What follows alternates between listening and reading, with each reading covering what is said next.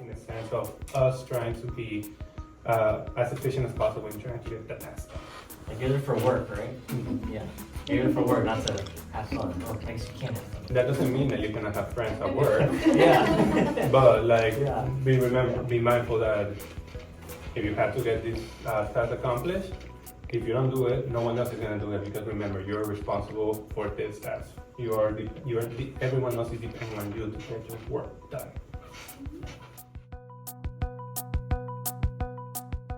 I remember calling my mom freshman year saying like in October, right? School starts in August, like in October, calling and saying like, this was a horrible decision. I do not think I can do this. And having her tell me like, it's okay, like you're smart, you got there for a reason, like you can be successful through this. So similarly, that confidence of like, even being I was a good high school student, and even still transitioning to college really made me question whether I belonged there or not, you know, and I needed to have a lot of conversations with people close to me to get reassurance.